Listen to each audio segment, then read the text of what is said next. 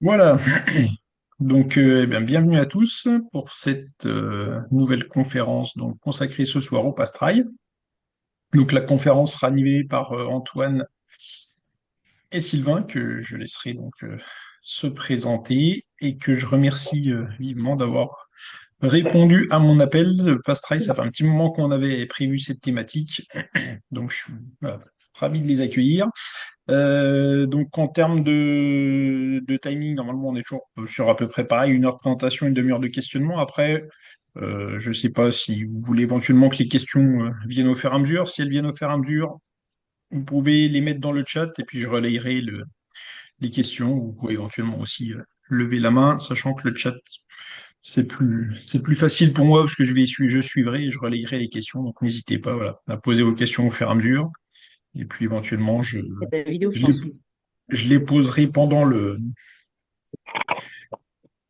éventuellement pendant l'intervention, en fonction aussi peut-être voilà, entre guillemets, de l'opportunité de la question pendant la session. Ouais, par Voilà, rapport je à vous ça, laisse. Yannick, Ouais, on a donc prévu trois parties avec à la fin de chaque partie potentiellement un temps d'échange sur ce qui viendra d'être présenté. ça marche. Bon, ben, Ça, tu écoute, sais un peu impeccable. comment ça va s'organiser. Ça marche. Eh bien, je vous laisse la parole. Allons-y. Bah, bonsoir à tous. Donc, déjà, on est ravi de vous accueillir sur cette conférence. Moi, ça me tient particulièrement à cœur parce que j'ai été à l'origine du début d'écriture de ce travail sur le Pass Trailer. Donc, sa diffusion, c'est quelque chose qui est important pour moi. On est au tout début de la diffusion. Donc voilà, c'est la proposition d'Yannick nous offre une opportunité pour commencer à parler de cet outil et à le transmettre et à le partager. Sylvain, je te laisse te présenter, puis ensuite je me présenterai peut-être plus précisément. Oui, bonjour à tous. Donc je suis Sylvain, je suis angevin. Donc je suis entraîneur depuis fin 2000. J'ai un petit cursus emploi jeune, je me suis formé, etc. Et maintenant je suis depuis 8 ans indépendant. Et donc comme tous les indépendants dans le milieu de l'athlé et du running, je suis un peu multicarte. Donc je ne vais pas énumérer tout ce que je fais pour vivre, on va dire, mais dans mes activités, j'ai du coaching en présentiel avec des groupes et puis une petite école de trail dont on parlera un peu plus longuement à la fin, avec des jeunes, une douzaine de jeunes. Et puis avec Antoine, j'ai aussi animé déjà 2 formations sur l'entraînement du jeune en demi-fond, trail, etc. Formation que je fais généralement, que j'ai à chaque fois fait cadrer avec un entraînement de l'Académie de Trail, justement, qui permet aux stagiaires de prendre en main le groupe et de vivre un peu les activités avec des jeunes. Voilà. Donc, voilà, Ok. en gros. Donc moi, Antoine Galopin, je suis conseiller technique régional en région Bretagne depuis 2015. Je suis également responsable national Avenir en demi-fond, c'est-à-dire que je m'occupe essentiellement du suivi des meilleurs cadets juniors français sur les épreuves de piste essentiellement. Mais c'est vrai qu'à cet âge-là, les jeunes sont parfois multicartes, on les retrouve sur les crosses, on les retrouve sur la montagne, on les retrouve sur la piste, et puis après, au fur et à mesure de leur progression en âge, souvent ça se spécialise ensuite après. Et entraîneur en ce moment au Pôle Espoir à Cesson-Sévigné, donc pareil sur un public plutôt cadet et junior. Mais mon propos aujourd'hui, enfin notre propos va davantage porter sur les catégories Benjamin minime, donc U13, U14, U15, U16, avec un peu cette idée de, voilà, moi qui suis beaucoup des cadets juniors, quelle est un peu la formation idéale que j'aimerais qu'ils aient reçue lorsqu'ils arrivent alors dans mon pôle, si on parle voilà, si on parle de pôle, mais lorsqu'ils arrivent en catégorie cadet. Qu'est-ce que j'aimerais qu'ils sachent faire? qu'ils aient développé comme qualité, etc. Qu'est-ce que j'aimerais qu'ils aient, au contraire, de quoi j'aimerais qu'ils soient préservés en arrivant en cadet, etc., etc. Donc c'était aussi à l'origine de cette idée du Pass Trail. Donc on va revenir sur le sommaire de cette intervention. Donc sur le Pass Trailer, on va d'abord parler des enjeux fédéraux, de savoir pourquoi, voilà, pourquoi, d'où vient cette initiative, comment a été créé l'outil, quel sens on y a donné. La deuxième partie permettra d'évoquer l'outil lui-même, donc son fonctionnement, comment l'utiliser, comment il est structuré, comment s'y retrouver, comment y accéder. Et puis, dans une dernière partie, on mettra en perspective cet outil dans une expérimentation très concrète qu'est l'expérience de Sylvain sur son école de trail. Hein, ça date de quand, Sylvain, ton école de trail, tu m'as dit? Mhm.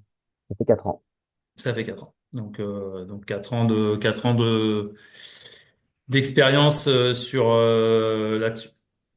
Donc voilà un peu les choses. Je vous propose sans plus attendre, d'engager les réflexions. Et donc je vous propose à la fin de chaque partie, alors vous pouvez m'interrompre pendant le début de présentation. Hein, c'est pas, je répondrai avec plaisir à vos questions, en sachant bien que à la fin de chaque partie, de toute façon, je laisserai un temps pour pouvoir traiter peut-être les questions qui se rattachent aux thématiques qu'on aura évoquées. Et ce sera, enfin, on en fera à la fin de chacune des parties. Donc, les enjeux fédéraux. D'abord, on est parti d'un certain nombre de constats qui portent sur les courses longues en général.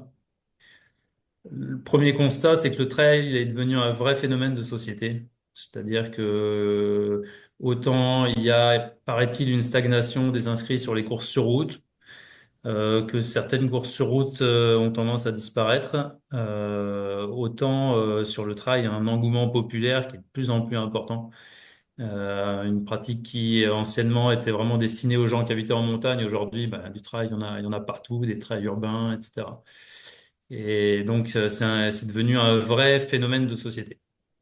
Avec les conséquences que cela a, hein, c'est-à-dire qu'il y a des gens qui sont acculturés, on va dire, au monde du trail, et puis il y a des gens qui arrivent qui sont totalement novices là-dedans.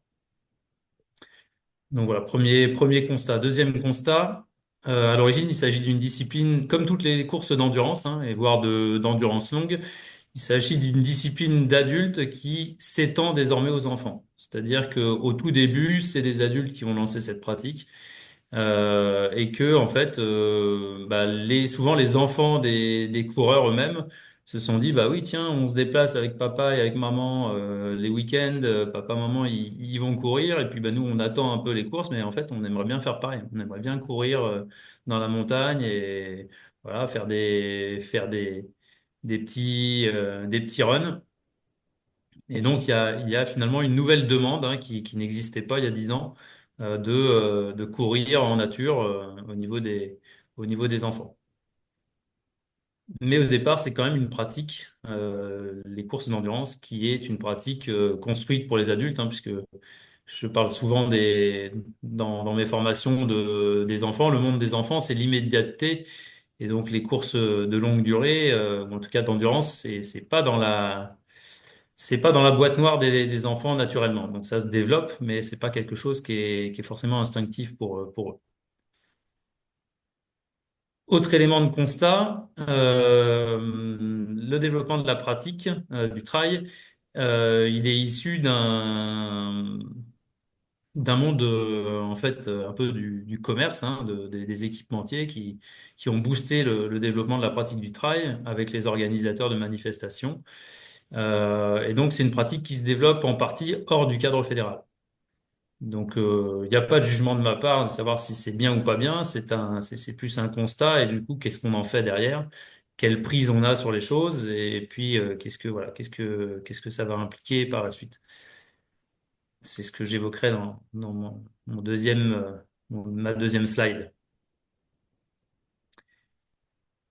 Autre élément, les clubs d'athlétisme sont structurés, en tout cas les clubs qui accueillent des jeunes qui veulent faire du running au sens large. Ils sont structurés soit autour de l'athlétisme traditionnel, c'est-à-dire les pratiques de stade, donc course, saut et lancer, soit du running, mais lorsqu'ils sont structurés autour de running, ils sont structurés autour de la pratique des adultes. C'est-à-dire qu'on a peu de groupes qui existent aujourd'hui de running enfant. Donc le groupe qui va enfin la section très jeune qui va vous être présentée par Sylvain, bon il y en a peut-être quelques-unes en France, mais il y en a très peu. Donc aujourd'hui c'est pas la majorité, c'est-à-dire qu'un jeune qui aime bien courir, soit il va se retrouver dans un club d'athlétisme traditionnel où on va lui demander de pratiquer la plupart du temps les courses saut lancées jusqu'en minime. Ça, c'est variable selon les clubs, hein. Certains clubs proposent des minimes, une spécialisation dans la pratique de la course à pied. Soit ils vont pratiquer avec les adultes sur des programmes qui sont plus ou moins adaptés à leur spécificité. Autre élément, la priorité dans la formation sportive telle qu'elle est proposée par la Fédération française d'athlétisme, la priorité elle est donnée pardon, au développement des habiletés motrices et également des habiletés, enfin des qualités de vitesse. C'est-à-dire que l'analyse que la fédération, enfin que les collègues de la direction technique nationale avaient fait il y a quelques années, c'est que il y a des âges qui sont favorables au développement des habiletés motrices et au développement neuromusculaire et notamment de la vitesse et de la vitesse gestuelle. Et c'est souvent sur ces âges-là, c'est-à-dire en prépubère, avant la puberté, à l'enfance et en prépuberté. Et donc le programme de la fédération avait fait en sorte que, enfin en tout cas, mettait l'accent sur ces priorités-là, et ce au détriment du coup du développement, notamment des qualités d'endurance, par exemple.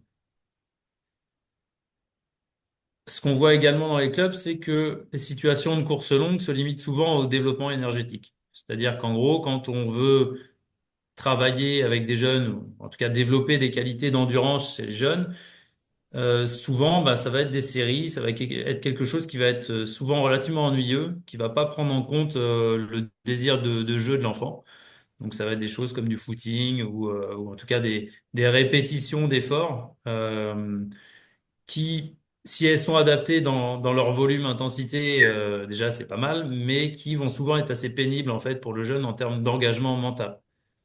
Et, et donc ça, bah, c'est l'un de nos, enfin c'est l'une des idées qui a motivé notre engagement pour essayer de proposer un programme différent de ce qui peut être proposé en temps normal dans les clubs, hein. Sachant que je veux pas faire une généralité, hein, ça dépend. Je pense qu'il y a autant de méthodes que l'entraîneur, mais on a tendance à reproduire finalement ce qu'on a vécu en tant qu'adulte. Et comme c'est une discipline d'adulte au départ, eh bien, il n'y a pas grand-chose qui a été finalement écrit et fait pour le jeune dès le début. Autre constat, des temps de pratique qui sont souvent insuffisants pour développer l'endurance. C'est-à-dire qu'on va se retrouver avec au mieux, chez les minimes, au mieux 3 entraînements semaine, mais alors je dis vraiment au mieux. Donc ça va faire, on va dire entre les benjamins minimes, ça va être un à 3 entraînements. Euh, Souvent avec de la polyvalence, donc des courses saut lancées. Et donc ce qui reste pour développer l'endurance, bah, c'est vraiment pas beaucoup de temps. Or c'est une qualité qui se développe bien à condition d'y consacrer justement du temps. Et il y a une forme de tension entre le temps dont on dispose dans les écoles d'athlétisme et puis la nécessité de prendre du temps pour développer cette qualité qui est l'endurance. Et enfin, dernier constat, on est face à une concurrence accrue des fédérations qui, eux, entraînent plutôt les enfants, c'est-à-dire qui proposent des programmes d'entraînement avec... alors quand je parle d'entraînement, c'est le côté justement pas ludique de l'entraînement, c'est-à-dire le côté répétition, volume d'activité, etc. Donc, de plus en plus, il y a des fédérations comme le triathlon, mais c'est vrai aussi pour la natation ou un certain nombre d'autres fédérations qui entraînent beaucoup plus tôt les jeunes que nous. Nous, on a une position fédérale actuelle qui est qui est en train de changer, mais qui est voilà de non-spécialisation. Idéalement, ce qui a été proposé par la fédération, c'est d'aller jusqu'en minime avant de spécialiser les jeunes sur la course à pied. Et donc forcément, bah, ça crée une forme de concurrence avec les fédérations qui, eux, entraînent. Et on a des jeunes qui, certains sont déjà déterminés, ils savent ce qu'ils veulent faire. Et nous, on leur propose pas un entraînement qui, voilà, qui colle forcément à leurs attentes.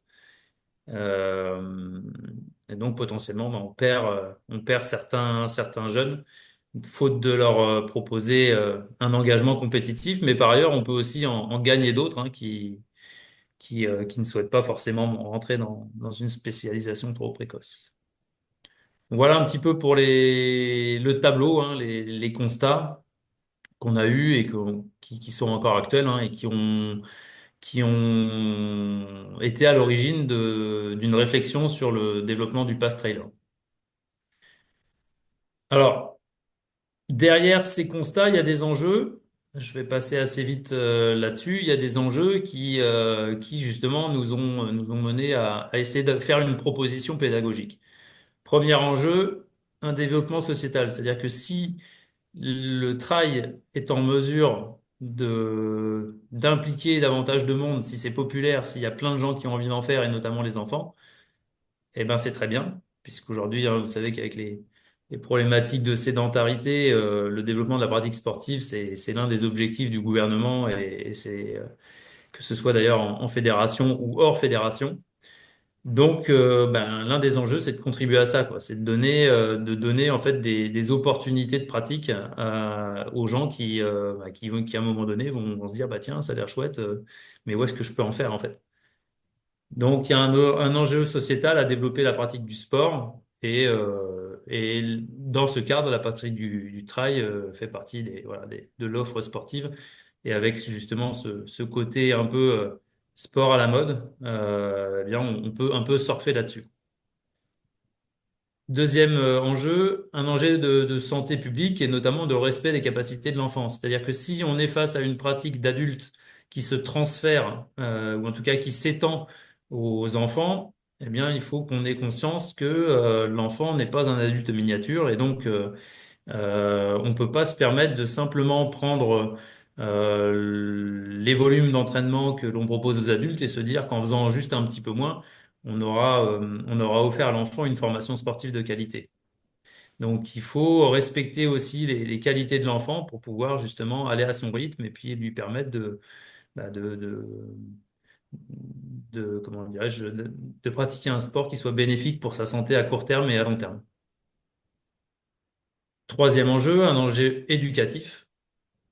C'est-à-dire qu'à un moment donné, là encore, on ne peut pas se permettre de transférer la pratique des adultes, puisque si l'enfant a des particularités, ou en tout cas des aptitudes particulières, eh bien, il convient d'essayer de faire en sorte de les développer aux bons âges. C'est-à-dire qu'à un moment donné, par exemple, la consommation maximale d'oxygène, c'est une qualité qui va se développer jusqu'à 20 ans, et après, elle sera plus difficile à développer voire même pour certains impossible. Donc, bah, faut la développer avant, et notamment l'âge d'or du développement de VO2 max, c'est les catégories, enfin, ce sont les catégories minimes cadets, et encore un peu plus tôt même chez les filles. Hein, on considère même Benjamin minime chez les jeunes filles et plutôt minime cadet chez les garçons. Donc, il y a des moments clés pour développer certaines qualités. Et si on fait, entre guillemets, que de l'endurance pendant ces âges-là, eh bien, peut-être qu'à un moment donné, on sera passé à côté, pardon, du développement de certaines qualités et aptitudes, notamment les aptitudes de coordination et toutes les qualités neuromusculaires. Donc, un enjeu éducatif. Un enjeu ludique et d'engagement, c'est-à-dire qu'à un moment donné, ben, l'idée c'est de se servir de cet environnement naturel qui est voilà qui est un terrain de jeu absolument incroyable pour créer une adhésion pour la pratique. Et pour ça, ben, il faut pas seulement courir en nature, ça va pas suffire. Il faut essayer de savoir comment on peut s'appuyer justement sur cet environnement pour pouvoir bah, créer des situations qui vont générer de l'engagement et de la pratique à long terme. Et c'est vrai que le trail par rapport à ça bah, représente un atout important, puisque c'est vrai que la pratique normée de la course à pied sur le stade. Ça aussi, c'est une pratique qui est plutôt une pratique d'adulte, en fait, à la base. Autre enjeu, le développement des clubs. C'est-à-dire que s'il y a un engouement, une demande de pratique, comment la Fédération française d'athlétisme va se positionner pour pouvoir développer cette pratique et comment les clubs sont en mesure de s'adapter pour accueillir de nouveaux licenciés ou pour proposer une offre de pratique à ces nouveaux publics. Des enjeux sportifs et de performance. Alors ça revient à ce que je disais tout à l'heure, c'est-à-dire qu'à un moment donné, si je développe pas les bonnes qualités au bon moment, à la fin, je serai limité. C'est-à-dire que si par exemple, je ne développe pas la vitesse, je ne développe pas la coordination, la technique, on va dire avant l'âge de la puberté ou à la puberté, ce sera beaucoup plus difficile à développer après. Et ce qu'on voit beaucoup dans le domaine des sports d'endurance, c'est des gens qui vont développer très tôt les qualités d'endurance et donc ils vont être forts très tôt parce qu'ils auront déjà bien travaillé ce tronc commun très important dans la performance en course à pied. Mais à la fin, ce qui leur manquera pour se réaliser totalement dans l'activité et pour certains pour faire du haut niveau, c'est quelque chose qu'il aurait fallu placer au début et qu'on peut plus placer à la fin.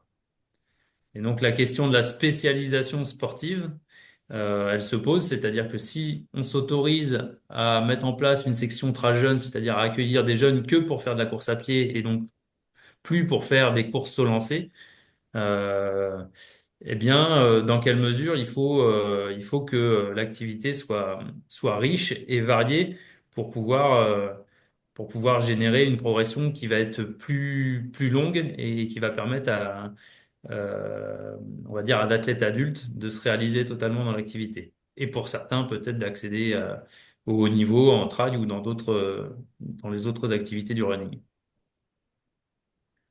Dernier enjeu, un enjeu écologique lié au respect de l'environnement de pratique. C'est-à-dire que le fait d'évoluer en environnement naturel, montagne, forêt, etc., c'est aussi une opportunité incroyable pour faire prendre conscience de l'environnement, de sa fragilité et de la nécessité de respecter la nature et les lieux dans lesquels on aime partager des émotions et courir. Voilà un petit peu sur les enjeux. Et donc, du coup, dernière slide sur cette première thématique. Puis après, évidemment, on pourra échanger. Du coup, le Pass Trailer, il a été créé avec l'ensemble de ces constats et de ces enjeux pour constituer un guide pour l'entraîneur. Et il y a alors j'ai essayé de recenser les choses. Pour moi, il y a quatre grands objectifs voilà, à ce travail de Pass Trailer qu'on va présenter par la suite. D'abord, c'est de former sur le long terme un jeune en proposant des contenus qui vont être riches et adaptés aux possibilités de l'enfant. Donc l'idée, c'est de se dire, qu'est-ce qu'il faut mettre en premier? En U13, qu'est-ce qu'il faut que j'apprenne? En U14, qu'est-ce qu'il faut que j'apprenne? En U15, en U16. Et qu'est-ce qu'il faut que je sache faire en minime pour pouvoir me donner toutes les chances derrière de faire un bon cadet et pour mettre ensuite en place un entraînement qui pourra être beaucoup plus, comment dirais-je, quantitatif. Donc ça, c'est le premier enjeu, enfin le premier objectif. Le deuxième objectif, c'est de proposer une progression pédagogique qui tienne compte des stades du développement de l'enfant. Donc, cette idée, justement, de, de ne pas faire chaque année la même chose, c'est-à-dire, ce qu'on voyait dans les écoles d'athlètes, c'est que tantôt, on avait des U13 et que les U14 faisaient la même chose que les U13. Et finalement, sur 4 années, c'était un petit peu toujours la même chose. Il n'y avait pas vraiment de progression dans les contenus. Et donc notre idée, c'était de proposer une réflexion, un continuum de situations qui permettent de créer de la diversité et de mettre voilà de mettre l'athlète enfin face à une diversité de situations qui le mettent progressivement en fait en situation d'apprentissage ou de progrès. Quatrième point, l'objectif, c'était de proposer des points d'étape pour aider les entraîneurs à structurer ces entraînements. Donc, c'est-à-dire justement lui proposer des situations de référence que l'athlète, enfin que le jeune doit savoir réaliser à tel âge pour pouvoir aider l'entraîneur à y voir un peu plus clair. Euh, et donc c'est un point d'appui pour l'entraîneur. L'entraîneur restant complètement maître de son organisation, de ses situations et de sa programmation. Nous, l'idée, c'était de donner un outil qui permette, comme une boîte à outils, hein, et puis par contre, l'utilisation des outils, bah, c'est pas nous, quoi, hein, c'est l'entraîneur. Nous, on essaie de donner la boîte. Et puis, dernier point, mais non des moindres, il s'agit de valoriser les progrès de l'enfant et de l'encourager à s'engager progressivement dans un projet de performance. C'est-à-dire que le risque avec des jeunes et notamment la pratique de la course à pied, c'est que bah ils voient pas trop ces progrès, quoi. Et surtout que chez les jeunes, il n'y a pas tant d'opportunités que ça de compétition pour pouvoir se jauger. Et, et donc, bah, en mettant en place un référentiel de compétences, d'acquisition, eh bien, on met en évidence le fait que, bah oui, ça, tu as su le faire, tu as réalisé ça, ok, et ça, c'est motivant. Et l'idée de ça, c'est que au terme des 4 années de Benjamin Minime, on a envie d'avoir des jeunes qui progressivement bah, s'engagent dans une démarche d'amélioration personnelle qui doit les amener progressivement à la compétition un peu plus normée qu'on a à partir des cadets, qui est en réalité une compétition qui est très proche de celle de l'adulte avec des distances en moins, quoi, hein. Voilà pour cette première partie. Je sais pas si ça suscite des envies de partager, voilà, ou des questionnements. Je reste à l'écoute par rapport à tout ça. Vous pouvez, si vous le souhaitez, activer votre micro et puis voilà, et puis donner vos avis.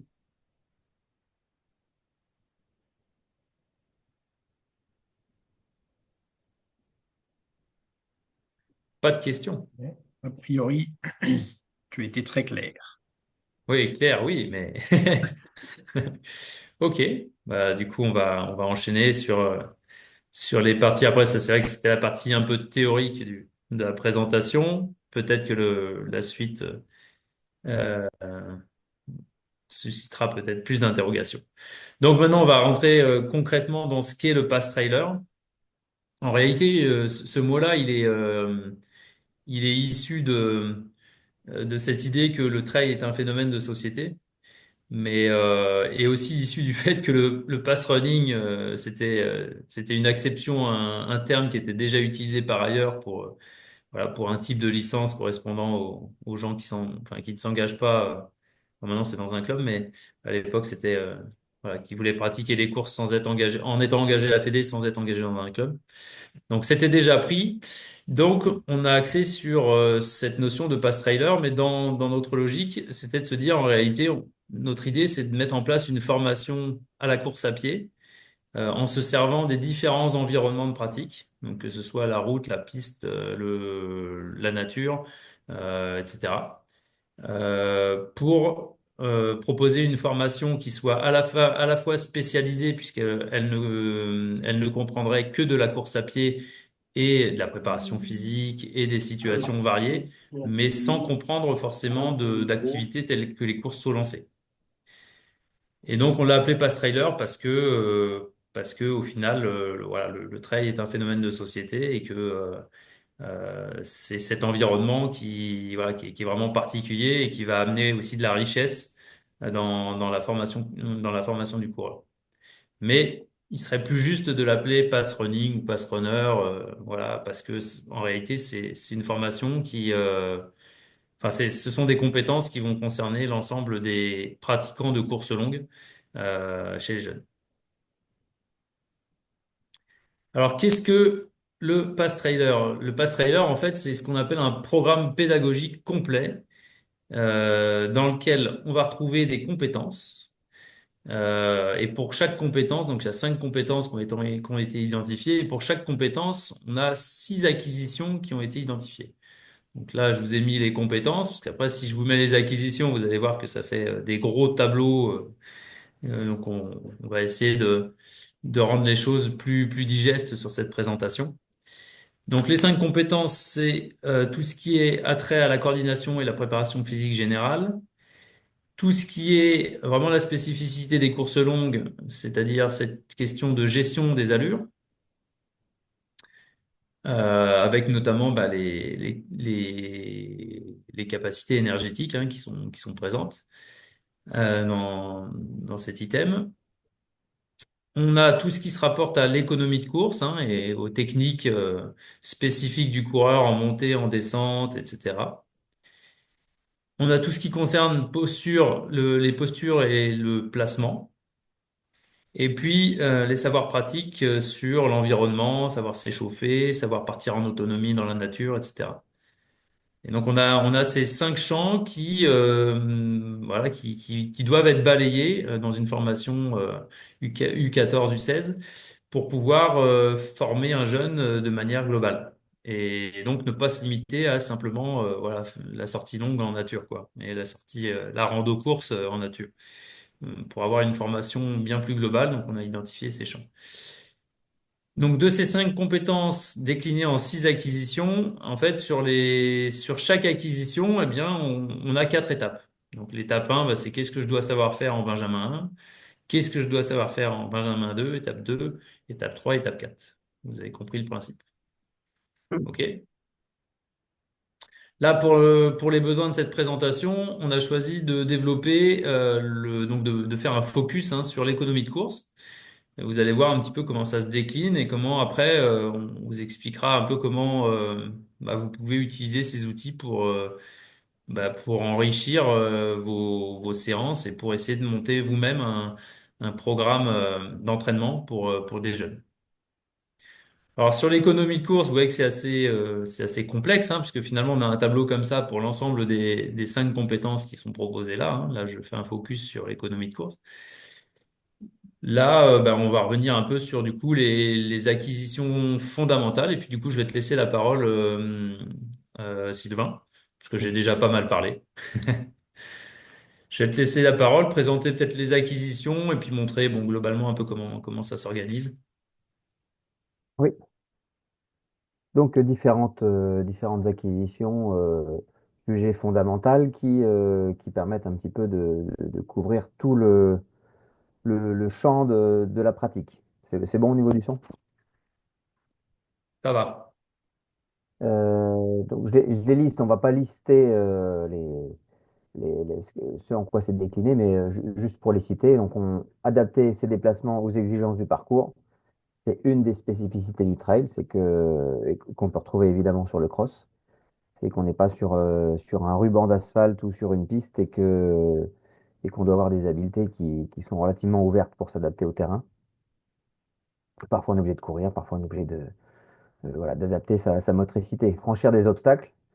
La finalité, c'est pas de franchir l'obstacle, mais c'est justement de les effacer en y laissant le moins d'énergie possible pour pouvoir continuer sa progression sur le parcours. Adopter une technique efficace en montée, savoir quand est-ce qu'on doit marcher éventuellement, quand son économie de course va être dégradée à cause de la pente. S'engager en descente dans une pente raide, tout ce qu'il y a autour de la technique de la descente et puis aussi sur le plan émotionnel, hein, comment on gère, comment on lève un peu les blocages de cette course en descente. Euh, Lire le terrain, c'est un petit peu plus pointu, choisir sa trajectoire quand on est en descente notamment. Lire les informations, repérer le parcours pour faire les meilleurs choix possibles. Et puis ensuite, piloter ses appuis en fonction du terrain qui va être meuble, du dévers, etc. Donc tout ça, je répète, hein, qui peuvent se transférer éventuellement sur le cross et dans d'autres disciplines, mais c'est jugé comme étant vraiment les spécificités du trail. Là, on a choisi de Euh, faire un focus sur l'acquisition 2, franchir des obstacles variés en restant économe. Et on va vous présenter un peu comment ça peut se décliner, enfin, comment cet outil peut se décline concrètement. donc là, je vais un peu parler pour toi, Antoine, parce que c'est quand même l'équipe technique nationale qui avait le plus travaillé là-dessus. Mais l'idée, c'était justement de décliner chaque acquisition en différentes étapes en fonction de la motricité de l'enfant, en fonction de sa maturité physique, et puis faire en sorte qu'il y ait toujours un petit teasing supplémentaire. C'est-à-dire que l'entraîneur, déjà, lui, doit savoir que, en fonction des années qui passent, il va pouvoir proposer des choses, incrémenter un petit peu des éléments techniques et maintenir de l'intérêt dans l'entraînement. Euh, donc, pour ce qui est de l'acquisition, franchir les obstacles variés en restant autonome, en restant économe, pardon. Euh, la première chose, c'est franchir Ouais. les obstacles en sautant en contre-haut. Et puis je vais détailler ça avec des petits schémas juste après. Pour les U13, U14, franchir des obstacles. Voilà, très bien. Donc U13, tu peux rester sur les schémas, hein, je vais Comme ça, euh, là. sur la page d'après. Celle-ci, hein. Voilà. Donc U13, franchir des obstacles en sautant en contre-haut. Euh, Quand on franchit un obstacle en contre-haut, on estime qu'on va avoir un petit peu moins de vitesse. Et puis surtout, à la réception, hein, suite à l'impulsion qu'on va devoir faire pour monter sur le contre-haut, on aura des contraintes qui seront relativement faibles d'un point de vue musculaire, mécanique. Donc nos U13 qui ne sont pas forcément tous très bien équipés de ce point de vue-là, eh ben, ils seront protégés. Et malgré tout, ben, on aura l'intérêt d'avoir des parcours qui seront variés et d'avoir ces petits sauts. Euh, donc chez les U13, chez les U14, l'idée c'est plutôt de franchir des obstacles à mi-hauteur qui seraient présents sur le parcours. Donc à mi-hauteur, c'est on va dire hauteur de genou, hein, guère plus haut. Donc là, on va apporter des éléments techniques, des choses qu'on pourra retrouver évidemment, hein, dans le pass attelé. Moi, j'essaie de leur apprendre à franchir avec la jambe d'attaque dans l'axe, à leur expliquer ce que c'est que l'abduction de la hanche pour pouvoir passer un peu plus près de l'obstacle, etc. Donc, on peut évidemment y greffer des éléments athlétiques généraux là-dessus. Donc, sur ce franchissement-là, on en va avoir beaucoup de coordination, donc c'est très intéressant à cet âge-là aussi. Euh, et une contrainte un petit peu plus importante lors de la réception derrière l'obstacle. C'est pour ça que l'idée, c'est quand même de limiter la hauteur pour pouvoir faire de travail trop excentrique. Chez les U15, franchir un obstacle en sautant en contrebas, situation qu'on peut fréquemment retrouver sur des parcours de trail. Donc là, on va avoir une contraction excentrique à la réception et une technique qu'il va falloir adapter pour euh, résister à la réception, perdre le moins de temps possible en posant correctement ses appuis pour pouvoir relancer immédiatement sur les foulées d'après. Et donc là, on va avoir néanmoins vraiment des contraintes mécaniques plus importantes, mais on estime que déjà en U15, ils ont fait une partie de leur puberté, ils sont déjà beaucoup mieux équipés pour résister à ça. Et puis U16, franchir des obstacles en prenant appui pour aller vers l'avant. Donc là, on rajoute une composante technique intéressante qui permet de gagner du temps, qui permet euh, de moins perdre de vitesse. Et puis, vous voyez peut-être l'idée qu'il y a derrière ça, hein, c'est que le trailer ne sera pas forcément, en tout cas l'enfant en école de trail, n'est pas destiné à demeurer trailer et à rester là-dedans. Il peut aussi, pourquoi pas, dans quelques années, devenir steepler, intégrer une équipe interclub. Et voilà, ça, c'est des compétences, savoir s'appuyer sur la barrière de la rivière pour pouvoir relancer derrière, c'est des choses voilà, qui peuvent ressembler à ça aussi. Donc, il y a toujours encore des compétences transversales. Donc là, chez le U16, de la vitesse dans le franchissement, des contraintes musculaires plus importantes, mais là, à ce stade-là, il est équipé techniquement et physiquement.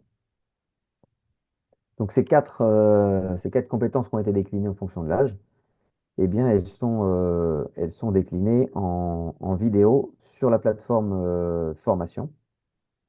Donc là, on retrouve la première à gauche, hein, franchir les obstacles en sautant en contre-haut pour les U13, franchir des obstacles à mi-hauteur sur le parcours pour les U14. Et puis sur la slide d'après, tu vas pouvoir nous Il y a un montrer, petit délai. Antoine, Il y a un petit voilà, délai. les Mhm. obstacles en contrebas et franchir des obstacles en prenant appui pour aller vers l'avant.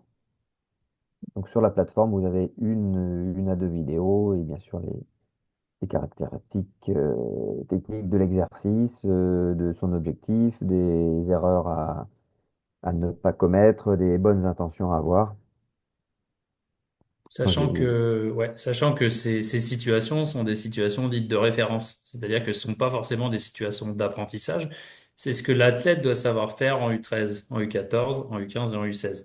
Mais pour arriver à cette compétence, donc à réussir ces situations-là, eh bien, on peut derrière décliner, enfin, en tout cas, on encourage l'entraîneur à réfléchir à comment il va adapter son environnement et qu'est-ce qu'il va proposer pour pouvoir développer cette acquisition et réussir ça. Donc, évidemment, par exemple, sur franchir un obstacle en sautant en contrebas, eh bien, il va falloir déjà développer des capacités un peu on va dire, à amortir au sol. Donc, peut-être qu'il va falloir travailler à côté avec un peu de chaise, un peu de travail musculaire pour garder les genoux dans l'axe sur une réception. Qu'au début, on va évidemment commencer avec des contre-hauts. Enfin, on va être très légèrement au-dessus. On va pas chercher à créer des phases excentriques très importantes. À la fin non plus d'ailleurs, hein, parce que c'est pas l'idée. L'idée c'est plus d'être capable d'enchaîner dans la course une descente et puis j'enchaîne, Mm. c'est-à-dire de pas s'écraser, d'avoir une bonne réception équilibrée au sol et avec on va dire des articulations qui restent dans l'axe et de pouvoir enchaîner sur de la course. Donc vous avez compris que ça, ce sont pas les situations qui mènent à l'apprentissage de ça. C'est ça qui doit être acquis à la fin. Et après, charge à vous en fait de développer. Ça me permet de faire la transition avec la partie d'après. Charge à vous de développer en fait, de proposer des situations pour arriver à ce résultat-là. Et ça, donc, si vous voulez, on n'a pas fait le boulot de tout l'entraîneur. Ce qu'on a fait, c'est qu'on a essayé de classifier les choses, d'organiser les choses, de mettre tout sur un même document pour pouvoir montrer la richesse et puis donner un panorama et un outil à l'entraîneur. Mais comme je vous disais tout à l'heure, l'entraîneur, c'est lui qui va faire progresser et qui doit trouver un chemin pour accéder à la réussite et donc à la réussite de ces différentes situations de référence, enfin dites de référence. OK? Alors dans la conception des situations, c'est un élément que j'aime bien apporter chez les jeunes. Il faudra toujours, mais alors toujours, trois dimensions. Chez les adultes, c'est pas forcément le cas, mais chez les enfants, il faudra toujours s'astreindre à ça. C'est-à-dire, donc là, c'est les petits engrenages hein, que je veux commenter. D'abord, chaque situation contribue au développement d'une capacité physique. C'est-à-dire que de toute façon, quel que soit le mouvement que vous allez faire, si c'est un mouvement de précision, vous êtes en train de travailler l'adresse, la coordination.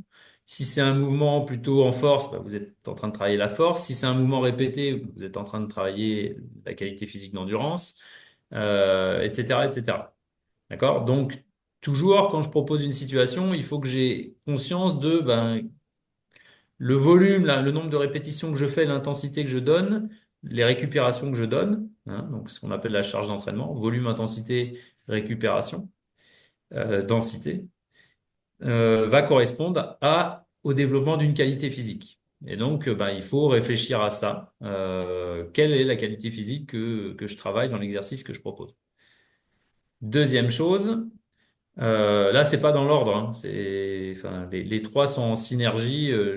Voilà. Mais après, je vais vous expliquer un peu les choses. Deuxième chose, chez les jeunes, on peut pas se satisfaire d'une situation qui ne fasse que de développer uniquement une qualité physique. C'est-à-dire que de footing une heure, c'est pas satisfaisant. Parce que le jeune, il a des capacités d'apprentissage qui sont exceptionnelles. Et quand on lui fait faire une heure de footing, on développe pas grand-chose si ce n'est ses capacités physiques. Or,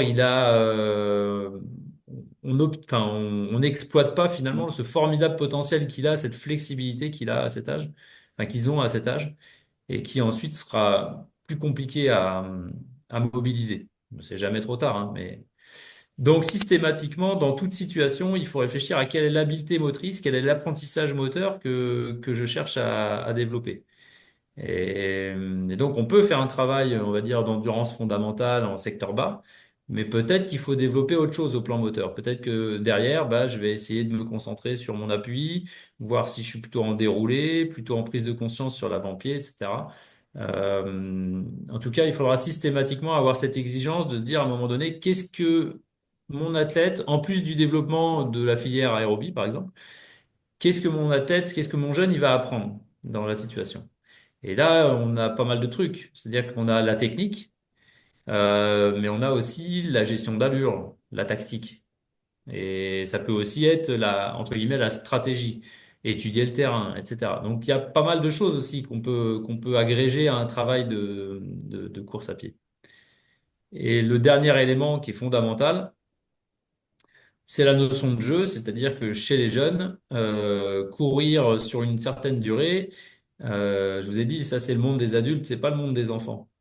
Donc pour eux, il faut essayer de trouver, en fait, en plus des capacités physiques qui vont être la cible de mon travail et des habiletés motrices que je cherche à leur faire développer, eh bien, il faut trouver un sens pour eux. Quel est le sens pour eux dans la situation? Partir pour une sortie de 40 minutes, 45 minutes, euh, quel est le sens? Alors peut-être ça va être, je sais pas, aller chercher un trésor, etc. Bah là, ça y est, il y a un sens. Faire un géocaching en courant, là, il y a un sens. Mais faire du footing pour partir d'un point A et revenir au point A, il y a que les jeunes qui sont déjà très motivés et qui ont envie de faire comme papa ou maman qui vont le faire. Les autres, ils vont trouver que ça manque un peu de sens en fait. Donc certains le feront parce que parce que ils sont dociles entre guillemets pour vous faire plaisir, mais voilà. Et donc cette idée, c'est que on va chercher systématiquement dans toutes les situations à avoir donc une habileté motrice. Alors là, par exemple, je mets si le principal, l'objectif, c'est d'adopter une technique efficace en montée. J'ai pris l'acquisition 3. Bah, je vais peut-être la mixer avec autre chose, avec un travail en secteur intermédiaire dans la gestion d'allure, pour courir au train à allure régulière et soutenue, par exemple. Mais je pourrais aussi faire ça dans un secteur un peu plus intense, répéter des efforts d'intensité élevée. Et puis, je vais mettre une partie jeu. Et pourquoi pas gérer un rapport de force avec les autres concurrents. Et donc, l'idée, quand vous créez une situation, à partir notamment du pass athlé, c'est systématiquement d'avoir les trois items que j'ai mis à droite là qui sont représentés, mais avec une priorité. Là, par exemple, la priorité, je l'avais mise sur l'habileté motrice, adapter une technique efficace en montée. Donc, je vais faire quelque chose où je vais donner des consignes en montée. Et puis derrière, je vais me dire, bah, à un moment donné, pour améliorer la technique en montée, est-ce qu'il vaut mieux que je travaille sur des intensités élevées, un peu type VMA, etc., ou est-ce qu'il vaut mieux que je travaille sur des intensités lentes, des intensités basses, avec beaucoup de répétitions? Bah, en règle générale, pour ressentir un peu la côte et pour trouver de la technique, souvent, il faut appuyer un peu, sinon on sent pas trop les choses. Donc peut-être je vais faire ça plutôt en secteur intermédiaire ou en secteur bas. Donc là, par exemple, c'est un exemple où j'ai pris comme priorité le développement d'une habileté motrice. Ensuite, j'ai mis en place un travail énergétique. J'ai choisi un travail énergétique pour pouvoir avoir un nombre de répétitions suffisant pour améliorer cette habileté. Et derrière, je vais rajouter une composante jeu pour pouvoir donner du sens pour le jeu. Alors la composante jeu, enfin voilà, là, en tout cas, c'est pas l'objet de la présentation, de vous montrer tous les jeux qu'on pourrait faire. Mais je l'évoquerai à la fin. On a mis en place une formation qui permet justement de donner plein d'outils de jeu pour pouvoir animer les séances des jeunes. Et donc à la fin, pour clore cette partie sur le pass trailer, à la fin lorsque vous faites passer, je vous ai montré tout à l'heure les situations de référence là. Hein. Lorsque vous faites passer les situations de référence, à l'image du pass attelé traditionnel, vous avez également la possibilité dans le pass trailer de rentrer les acquisitions des jeunes en mettant en évidence celles qui sont acquises ou pas acquises pour que ça s'inscrive dans leur entre guillemets passeport d'athlète. C'est évidemment pas une obligation. On peut très bien se servir de l'outil pass trailer sans renseigner les informations sur la base. C'est un outil de développement comme un autre, donc voilà. Voilà un peu. Ah oui, et donc conclusion sur cette partie. Évidemment, en 1 heure et demie, notre propos n'est pas de vous former à l'encadrement des benjamins minimes en trail ou en demi-fond ou en course longue. Hein, ce serait beaucoup trop ambitieux.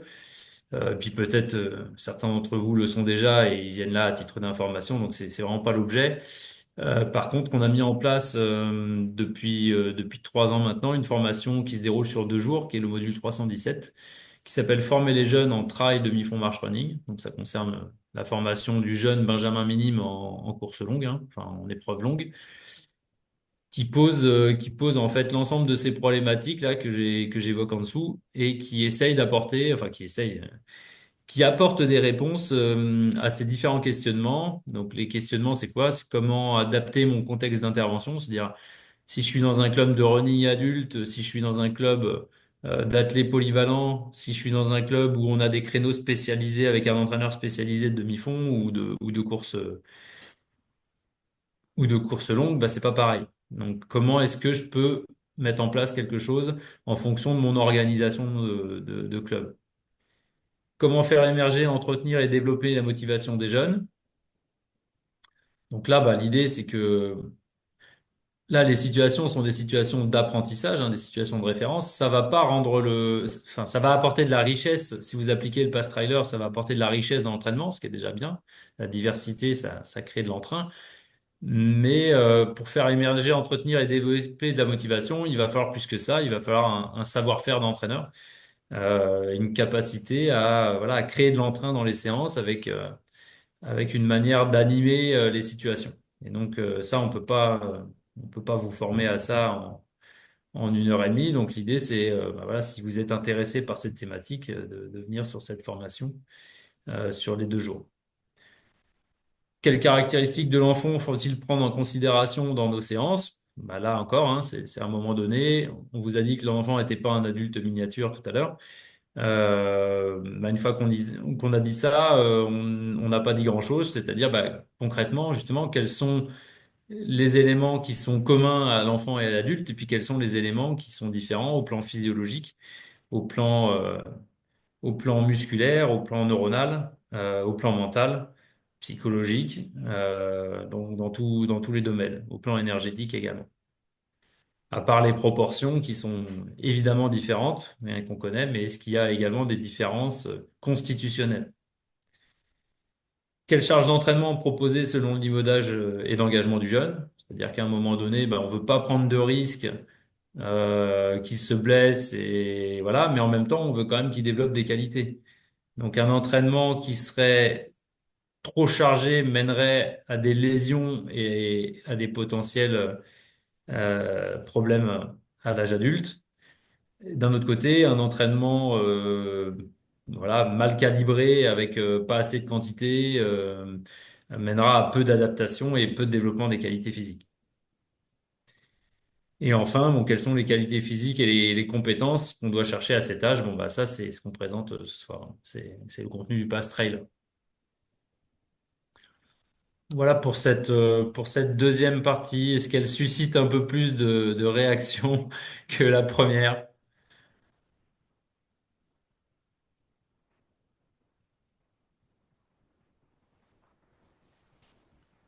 Ils sont éteints, nos... Visiblement, non. Ils sont éteints. Moi, je voudrais juste attirer votre attention sur le fait qu'on parle bien des benjamins et des minimes. d'accord? Voilà. Il est clair que au niveau fédéral, les moins de 12, voilà, ils font le programme fédéral. Après, on sait qu'il y en a qui vont courir à droite, à gauche. Après, ça, c'est leur problème. Mais bon, on ne pourra jamais empêcher les gens de faire un peu n'importe quoi. Et voilà. Alors, le danger sur ces catégories-là, voilà, Antoine l'a dit tout à l'heure, hein, c'est le trop ou le trop peu. Et voilà. Donc, Alors pour les moins de moi- 12, il y a un programme qui s'appelle le Kit Trail. oui, oui, enfin, Euh, mais il y a pas, c'est pas de la pratique exclusive, quoi. ah non, non, c'est sûr, c'est sûr. Il y Donc a un on programme qui inclut s'appelle voilà, le Kit Trail avec au même titre que le Kit Cross, hein, avec des situations de référence, enfin plutôt des situations de rencontre, pas de compétition, hein, de rencontre, et des situations d'apprentissage qui sont proposées et qui doivent être évidemment euh, comment dirais-je, une composante de l'entraînement proposé aux jeunes dans toute sa diversité, quoi. bien sûr. Ok, bah s'il n'y a pas de questions, du coup on va passer à la troisième partie. De toute façon, hein, ça n'est jamais trop tard pour poser des questions. Alors pour cette troisième partie, on voulait vous proposer une vidéo de promotion, hein, je peux dire ça comme ça, C'est ça. de promotion de l'Académie de Trail que Sylvain a mis en place. Donc moi je vais lancer la vidéo, puis après Je ferai comment Sylvain, ouais, je te ouais, je laisserai vous ferai aller, un petit là-dessus. historique et puis Ouais, les points forts, les points faibles de ce type de structure. je lance ça. J'espère que bon, c'est toujours approximatif les qualités audio quand on partage, mais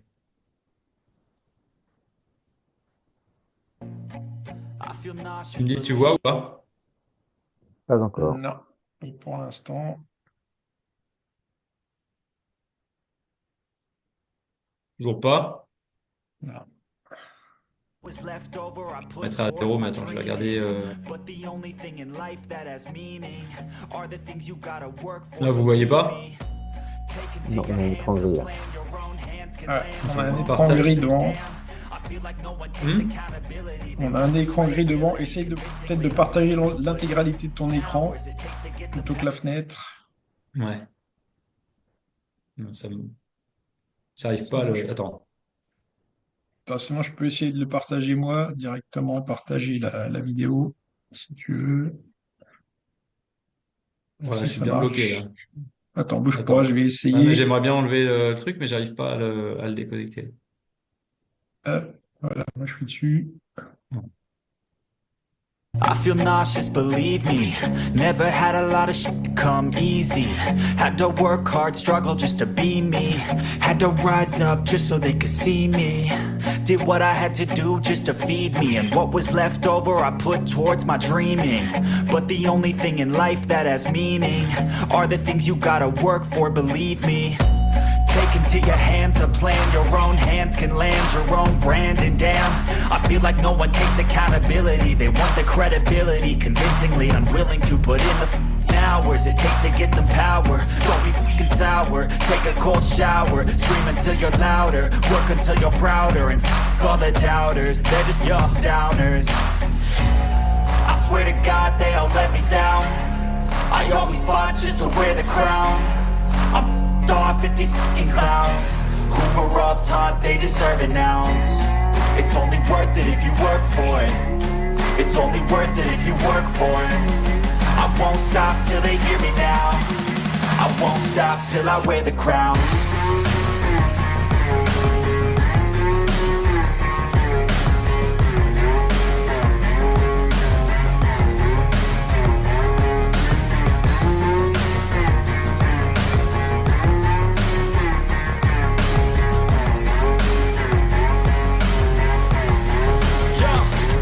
Let's go. I'm just telling you to fight for your dreams, but it's not what it seems. Man, it's hard to be seen when everybody wants to be king. Yeah, they all wanna ring. Yeah, we all wanna be free. So show me what you got, what you bring, how you fight in the ring, how you take a fucking swing. Do you got heart? Are you mean? Got some scars, got some needs. Are you willing to go bleed? I swear to God they all let me down. I always fought just to wear the crown. I'm off at these fucking clowns who were all taught they deserve an ounce. It's only worth it if you work for it. It's only worth it if you work for it. I won't stop till they hear me now. I won't stop till I wear the crown. I swear to God they all let me down. I always fought just to wear the crown. I'm off at these fucking clowns who were all taught they deserve an ounce. It's only worth it if you work for it. It's only worth it if you work for it. I won't stop till they hear me now. I won't stop till I wear the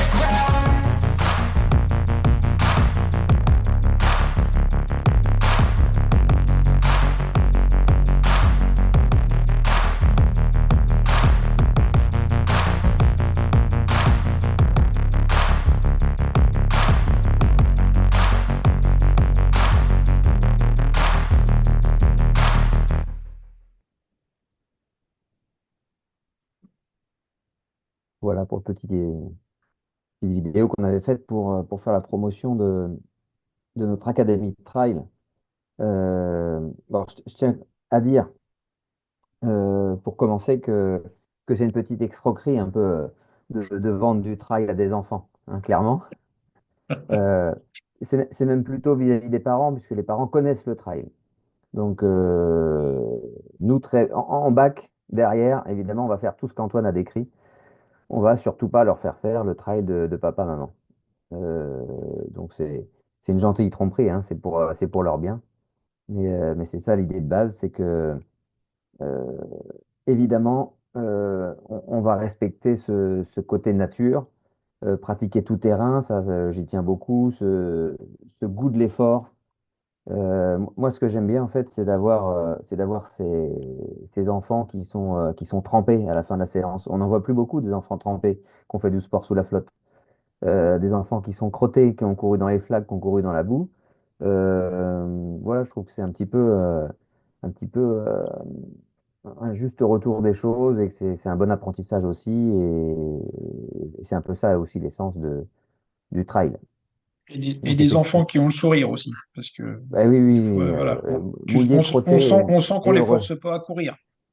Voilà. Euh, donc pour faire un petit historique du pourquoi de la chose, parce que c'est né un peu en parallèle, hein, d'ailleurs, quand on a lancé la chose, on n'avait pas encore connaissance de cette volonté fédérale de développer ça. On se pensait un peu hors cadre. Moi, mon constat, quand j'étais directeur sportif et salarié en club, c'est qu'on perdait des enfants. Et évidemment, on respectait les directives fédérales. Moi, j'étais plutôt orienté demi-fond, mais pas forcément mes collègues. Il y avait l'école, les profs combes, etc., comme dans tous les clubs. Et je savais qu'on en perdait. Je discutais avec des parents. Ah oui, mon enfant, il a fait de l'athlé. Il a trouvé ça bien, mais lui, il voulait courir. Donc, dans le meilleur des cas, j'ai envie de dire, il était parti au triathlon ou ailleurs. Et souvent, malheureusement, ils abandonnaient et puis ils partaient carrément dans d'autres fédérations ou de sport co. Donc, moi, j'aime bien quand même prêcher un peu pour ma paroisse. Moi, je trouve qu'ils sont très bien avec nous dans l'athlé.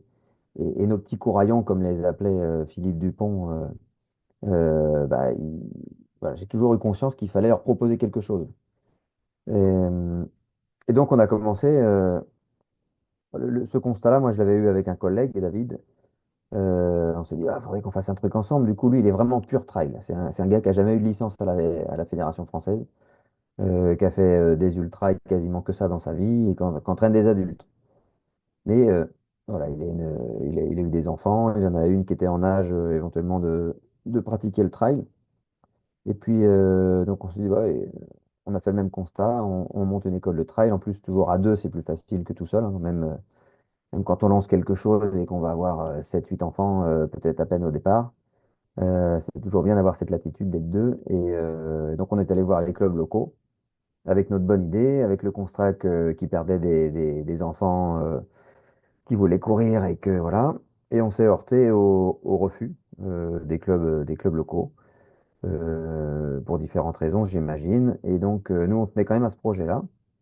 Et on s'est dit, il faut quand même qu'on teste. Et donc, on a lancé ça il y a 4 ans.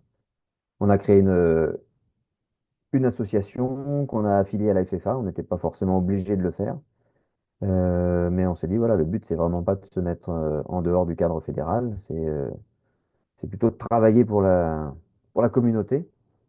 Et donc, on a développé la chose. Et le souci qu'on a rencontré, c'est qu'en fait, en tant que nouvelle association, et d'association uniquement sur laquelle s'appuie l'école de trail, on a très peu de licenciés et on ne peut pas s'affilier à l'OMS. Et voilà, c'est une spécificité peut-être sur Angers, mais quand on n'est pas à l'OMS, on est invisible, on n'est pas à l'annuaire des associations. Quand les parents veulent inscrire leurs enfants à un sport, ils prennent l'annuaire de l'OMS.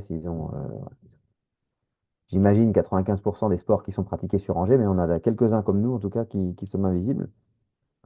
Donc voilà, on essaie de communiquer plutôt par les réseaux sociaux et le bouche à oreille, mais le développement, il est lent. Il se fait par 2, 3 unités de plus chaque année. Et voilà. Donc on est actuellement euh, 14, 15. On a des plus grands qu'on a déjà rapatriés sur des groupes, sur d'autres horaires. Et ils sont une douzaine sur notre groupe du mercredi. Donc c'est le seul créneau encadré. Et puis après, on essaie de contrôler un petit peu ce qu'ils font avec leurs parents au niveau du week-end. On essaie de les conseiller un peu sur le volume d'entraînement, sur les allures et de discuter avec les parents sur ce qu'ils peuvent faire pour compléter tout ça, souvent par du vélo ou de la course plutôt secteur aérobie bas. Euh, donc voilà, nous on profite à Angers notamment d'un cadre naturel qui est privilégié, qui est à mon avis rare en France, c'est qu'on a un site naturel qui est à 5 minutes à pied du centre-ville d'Angers. L'étang Saint-Nicolas, c'est une ancienne carrière d'ardoise qui a un tour bien aménagé, qui fait 5. On a un tour de 7 km et aux alentours, bah, comme c'est une ancienne carrière, forcément on a des côtes et pas mal de choses. Donc voilà, on profite de ce cadre naturel intéressant. Et puis on met en place ce que vous avez vu dans la vidéo, euh, une école de course avant tout, où on a toujours systématiquement beaucoup de gammes athlétiques, du travail de coordination. Voilà, c'est vraiment la base. Et beaucoup de jeux, beaucoup de travail sous forme de relais, sous forme de défis. Euh, voilà, donc ça, c'est la base de leur travail. Et puis on essaie d'agrémenter tout ça de sensibilisation à l'environnement. La ville d'Angers fait pas mal de choses sur lesquelles on peut se rattacher. Ils ont fait il y a 2 ans, sensibilisation à la flore locale. C'est les vidéos qu'on voit. Il y a eu la faune l'année dernière et on va au printemps, le printemps qui approche, paraît-il, avoir une animation avec la LPO sur un petit run pour aller découvrir les oiseaux, notamment sur cet espace de l'étang Saint-Nicolas. Voilà un petit peu le double projet, à la fois sportif et sensibilisation à l'environnement. Nos enfants, bah, on les pousse, on les incite, comment on pourrait dire, à faire un petit peu de compétition. Mais c'est vraiment pas le fonds de commerce. On n'est pas, c'est pas l'académie de trail dans le sens pépinière à champion. Euh, bon, évidemment, on accompagne ceux qui ont un peu plus de qualité et puis qui sont tournés vers ça. On en a une qui est Benjamin cette année, première année, qui a gagné son régional de cross en scolaire. Et puis un qui a fait champion de France et vice-champion du monde de canicross. Voilà. Mais c'est vraiment pas c'est pas la base de notre travail, c'est vraiment l'épanouissement à travers cette pratique en nature, en essayant de donner les meilleures bases possibles et voilà, ils peuvent réintégrer une école de course classique, franchir des haies, faire des gammes, et voilà, ils auront toutes les armes, ils auront une bonne littératie physique. J'ai fait le pari de glisser ce terme-là au moins une fois C'est par sans doute, semaine. ce qui est bien, c'est que c'est sans doute comme ça que vous aurez des résultats en plus. Eh ben écoute, oui, voilà, on n'a pas. Certains diront on n'a pas que des foudres de guerre, mais ils sont tous là pour une bonne Ah, raison. C'est les copains ou c'est autre chose. Et on a en tout cas une très bonne fidélisation. Le peu qu'on a perdu, c'est le 3, et c'est parce qu'ils sont partis faire un petit cycle de natation. C'est l'âge aussi où voilà, il faut apprendre à nager. Et puis voilà, donc on est en tout cas content de notre petit groupe. Évidemment, c'est une asso qui tourne uniquement sur cette douzaine de jeunes. Donc notre modèle, notre business model, il n'est pas basé là-dessus. Euh, on a trouvé, vous avez vu à la fin, quelques partenaires et c'est grâce à eux qu'on arrive à s'indemniser et puis à faire perdurer la section. Voilà ok. pour la synthèse. Je pense pas que je sois y aller beaucoup plus loin, mais en tout cas disponible pour répondre aux questions. Merci pour ce témoignage. Euh, Effectivement, vous êtes dans la logique, voilà, comme tu dis, fédérale. Voilà, c'est pas spécialisé trop tôt, donc là, vous êtes dans une logique où justement vous allez vers une discipline sans forcément spécialiser les gamins et sans faire voilà, des choses, des choses Enfin, illogiques, on va dire, par rapport à ça. Là, Mhm. vous êtes dans la pleine logique des âges que vous avez, quoi. Ça, c'est clair. dans un article de la revue AEFA, Patrick Bringer, entraîneur de trail, running, cross, demi-fond à Clermont-Ferrand, développe quelque chose de spécifique aussi chez les jeunes et donc il parle de spécialisation polyvalente. C'est-à-dire de Mhm. spécialisation parce que là dans la proposition de Sylvain, c'est une activité, enfin ils ne font que de la course à pied, ils font pas les sauts lancés et autres. Mais polyvalente dans le sens où l'ensemble des qualités physiques de force, vitesse, coordination, adresse, équilibre, etc., endurance bien sûr, sont développées par l'intermédiaire soit de la course à pied en environnement varié, soit d'exercices de préparation physique associés à la pratique de la course à pied. Bien sûr. Et puis de toute façon, on peut répondre voilà, aux attentes en restant effectivement dans quelque chose d'un peu logique. Et c'est pas parce qu'on fait entre guillemets du traditionnel qu'on peut pas faire n'importe quoi. Moi, là, la semaine dernière, on avait le stage minime, on a un minime qui s'entraîne 10 fois par semaine, des gens de mi-fond. Tu vois. Donc lui, on sent qu'il va Intéressant. aller super loin. Voilà, voilà. Donc voilà, c'est pas parce qu'ils restent sur la piste qu'ils font pas n'importe quoi. Donc moi, on peut rester, enfin on peut aller dans une orientation de la pratique effectivement vers des choses plus longues en restant dans les besoins voilà, dans les besoins du jeune et voilà, dans ce qu'il y a à faire pour son développement. La preuve.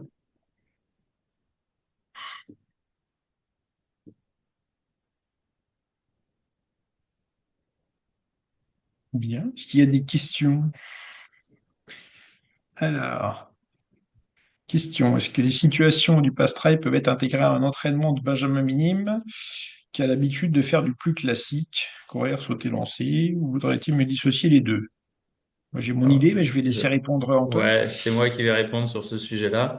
En fait, dans le pass-trail, il y a une partie qui est commun et avec le pass athlé, on va dire traditionnel, notamment tout ce qui concerne gainage, posture, placement, etc. Et également la gestion d'allure. Question C'est-à-dire d'allure. que gérer une allure, c'est pas spécifique à un environnement. C'est une compétence qu'on retrouve dans le demi-fond et donc sur la piste. Et donc c'est une compétence que on considère qui doit être acquis également pour les pratiquants de course sur lancée. Au même titre que donc un coureur qui aurait plutôt l'appétence pour faire de la course à pied devrait, enfin, on va dire de la course longue d'endurance, devrait acquérir des compétences liées au saut. Et ben, l'athlète qui lui a plutôt l'appétence pour faire du saut, bah, va devoir également acquérir ses compétences sur la gestion d'allure. Donc oui, bien sûr. En fait, sauf que effectivement, peut-être qu'on va pas aller aussi loin dans les compétences, notamment sur tout ce qui est économie de course. C'est vraiment spécifique au pass trailer. Ça a été créé de manière spécifique pour le pass trailer. Autre question, on trouve facilement les exercices du pass athlé, mais pas ceux du pass trail. Où est-ce qu'on peut les trouver?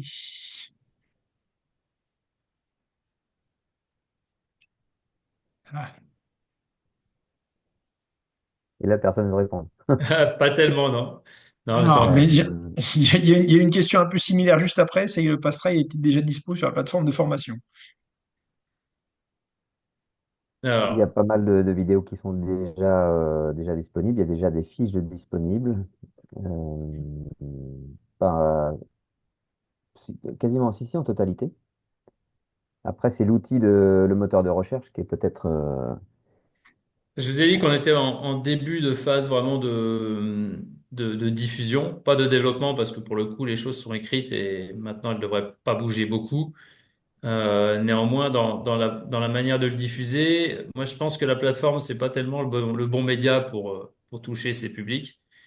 Euh, D'une part parce que la pratique du trail, elle se fait en partie en dehors du cadre fédéral.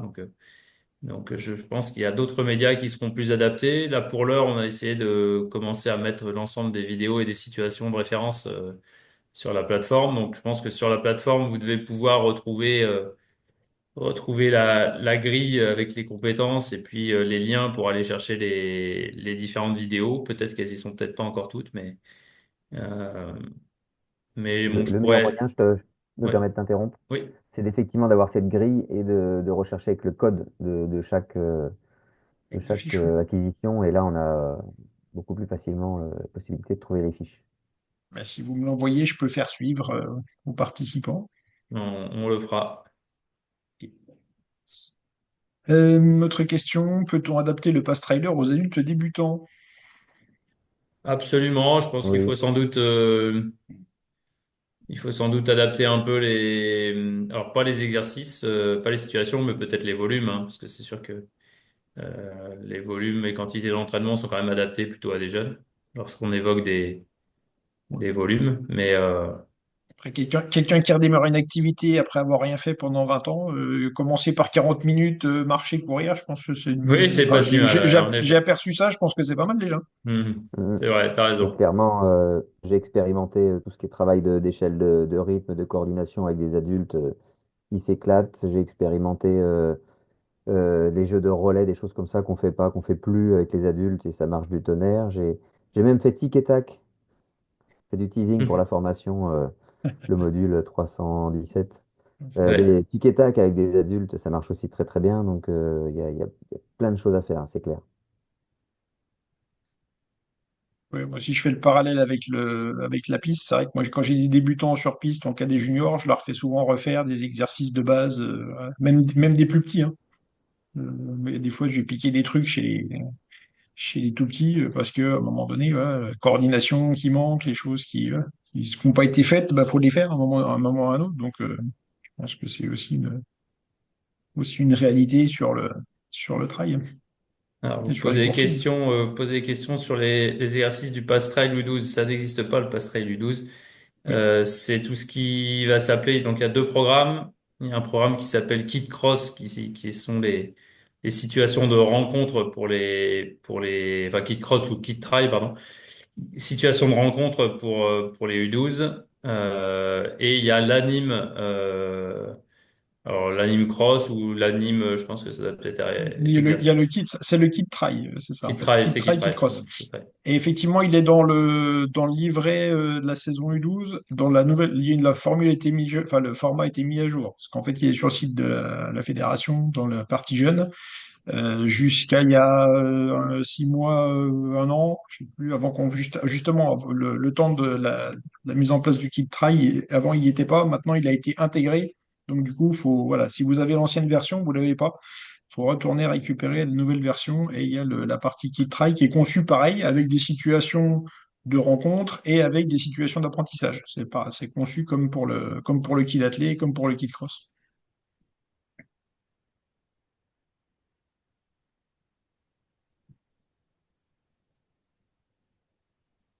Ok.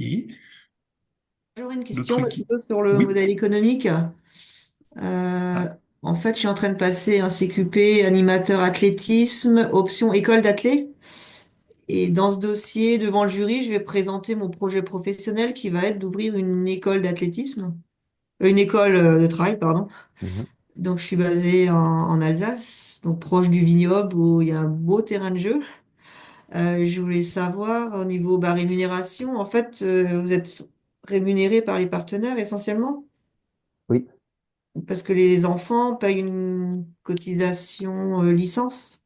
ils payent une licence cotisation comme dans tous les clubs, Oui. qui est plus élevée que dans la plupart des clubs, dû au fait qu'on Mhm. n'ait pas de subvention municipale. Ils sont à 197 euros par an. Euh, et puis ça pose aucun problème pour ceux des fois qui ont des freins et cette fameuse culture de l'athlète pas cher. Et puis voilà, les partenaires, hein, c'est l'essentiel des ressources. Ouais, parce que vous, les deux ans, enfin, mais si on prend 12 enfants, il faut quand même être deux encadrants Oui, oui, tout minimum à si fait. on les emmène en nature. Bah pareil, vous êtes rémunéré alors par les partenaires. Oui, oui. Et voilà, c'est pas notre activité principale et on compte pas là-dessus Oui. on est bien d'accord, hein. Mhm. C'est un tout Oui. petit pourcentage de nos ressources et j'ai envie de dire que ça fait, moi, dans mon travail d'indépendant, tout me passionne parce que j'ai la chance de pouvoir choisir, on va dire. Mais il y a une partie des choses qu'on fait un peu plus par passion et souvent qui rapportent un peu moins. Et Mhm. voilà. Donc ça fait partie des choses les moins rémunératrices, mais qui me plaisent parce que voilà, ça permet de passer des messages et d'œuvrer un peu Bah oui, oui, parce qu'il y a moins de pour notre rentabilité sport. forcément avec que un créneau par semaine. Et Oui, est-ce que vous proposez aussi des stages pendant les vacances?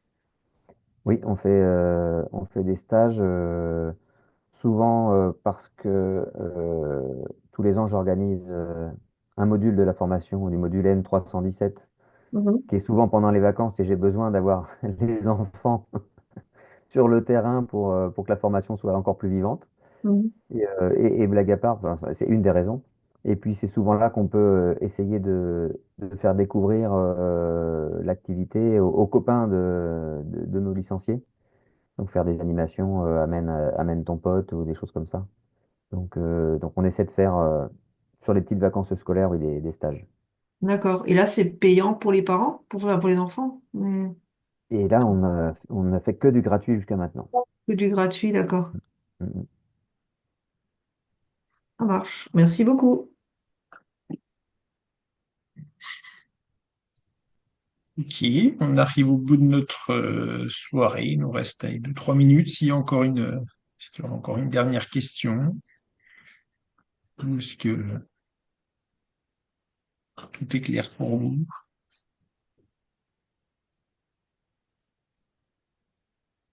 Non, mais écoute, a priori, tout est clair. Je vais faire un petit mot si tu veux bien, Yannick, Ouais, avant bah vas-y, je t'en je te prie. Je laisserai t'en la prie. clôture. Le mot de la fin. C'est bon, vas-y, Je te je t'en laisserai prie. la clôture. Bon, je sais pas si c'est le mot de la fin, mais euh, notre idée, enfin, n'hésitez pas à revenir vers nous et à nous faire part de soit vos projets, soit déjà des choses qui fonctionnent chez vous et que vous mettez en place. Parce que l'idée à terme, ce sera peut-être de mettre en place un label ou une reconnaissance justement de ce type de section, afin de créer une synergie entre les différents acteurs qui s'intéressent à ces sections Try Jeune et puis de partager les bonnes pratiques et aussi de communiquer sur, sur ce que chacun peut bien faire pour pouvoir étendre un peu on va dire notre influence éducative dans les différentes associations. En tout cas, merci à tous de votre écoute. Puis j'espère que ça vous aura donné quelques idées, envie d'approfondir.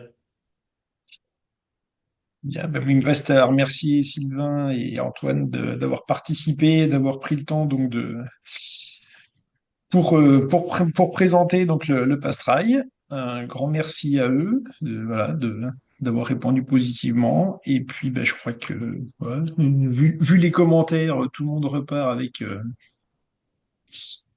avec des belles choses. Et puis, ben, effectivement, comme l'a dit Antoine, si vous essayez des choses, si vous mettez des choses en place, n'hésitez pas à nous relayer les infos, qu'on puisse voilà, avoir aussi une cartographie de ce qui se fait dans nos structures.